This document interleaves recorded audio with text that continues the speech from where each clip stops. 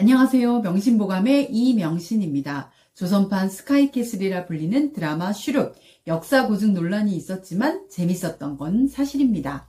이 드라마에서 김혜수 씨가 연기하는 중전은 여느 사극의 왕비와 달리 너무 바쁩니다.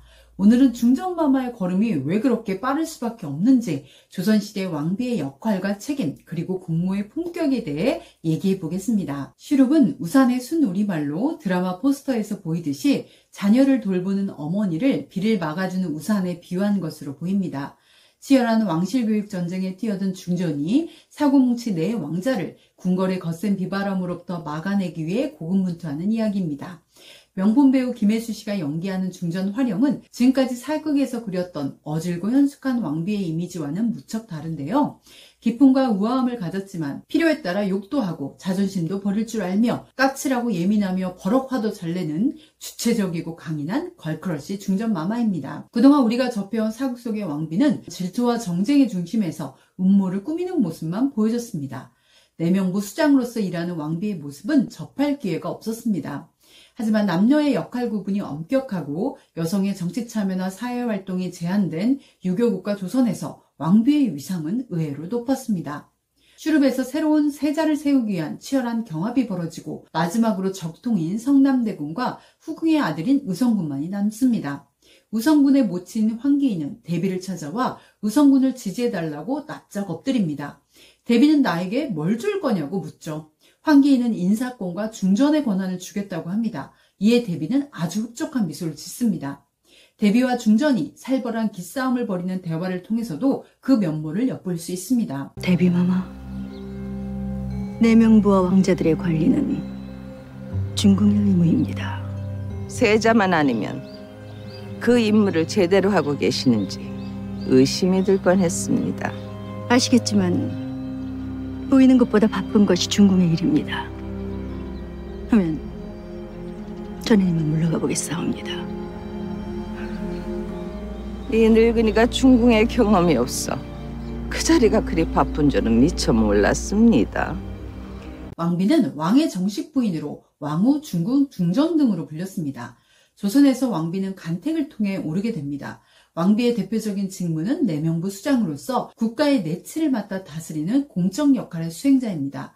또한 왕과 함께 종묘를 받들고 후손을 이어가는 일입니다. 종묘를 받는 것은 양반과 종부의 봉제사와 같습니다. 왕비는 왕실 내전의 여러 행사와 잔치를 주관하였는데 정월 초하루와 동지, 탄신일, 세자책봉이나 혼인, 침잡례 등 특별한 날에 내외명부의 축하를 받고 잔치를 베풀었습니다. 이는 왕의 적처만이 할 수 있는 일로 후궁들이 대신할 수 없었습니다. 조선시대 왕비는 기본적인 직무와 권한 외에도 대비로서 왕위 계승자 지명권과 왕이 일찍 죽게 되면 어린왕을 대신하여 정치를 하는 수렴청정의 권한을 가졌습니다. 수렴청정을 통해 실질적으로 국정의 주체자가 되었습니다. 대표적으로 정의왕후 윤씨와 인수대비 한씨를 비롯해 인순왕후 한씨, 문정왕후 윤씨, 정순왕후 김씨, 순원왕후 김씨, 신정왕후 조씨 등 총 6명의 왕비가 수렴청정을 하였습니다.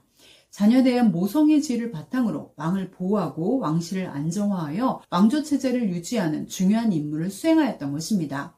물론 주체자가 누구냐에 따라 오히려 왕조를 혼란시키고 체제를 위협하는 경우도 있었죠. 왕비의 이러한 권한은 조선 정치에서 중요한 의미를 가집니다.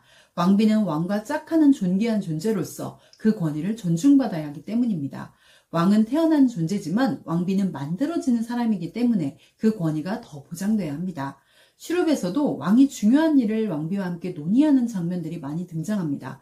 이후 대한제국 시기 왕비는 황후로 승격되어 위치가 더 격상되었고 1910년 한일합방 이전까지 지속되었습니다.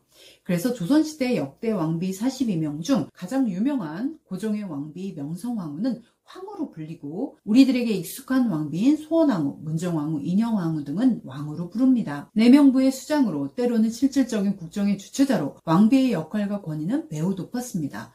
슈룹에서 활용은 막중한 역할과 책임을 가진 왕비로서 내부를 아우르며 뛰어난 리더십을 보여줍니다. 험난했던 세자 선발 최종 관문, 평가를 맡은 성균관 유생들을 포섭하고 회유하기 위해 온갖 편법이 자행됩니다.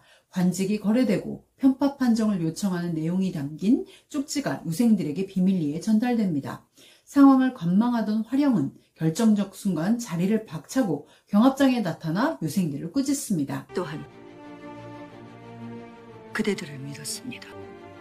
입과 종이 쪼가리에 흔들리지 않을 고집과 패기를 기대했습니다. 그대들은 정작 이 나라를 이끌어갈 유생들이 아닙니까? 헌데 어째서 주인이 될 기회를 팔아버리려 합니까? 부정행위에 동참한 그대들이 정차 관리로서 무엇을 할 수 있단 말입니까? 무지한 자가 신념을 갖는 것도 무서운 일이지만 신념을 가져야 할 자가 양심을 저버리는 무지한 짓을 하는 건 더 무서운 일입니다. 활용의 일간에 유생들은 스스로 외부의 접근을 차단하고 최종 심사를 진행해 성남대군을 새 왕세자로 뽑습니다. 또한 경합 과정에서 몸과 마음이 다친 왕자들과 후궁들을 위로하고 보듬으며 진정한 중전의 품격을 보여줍니다. 활용은 잘못된 일을 하는 사람은 단호하게 위험으로 다스리고 힘들고 괴로운 사람, 아픔과 상처가 있는 사람은 따뜻하게 보듬고 그 짐을 함께 나눕니다.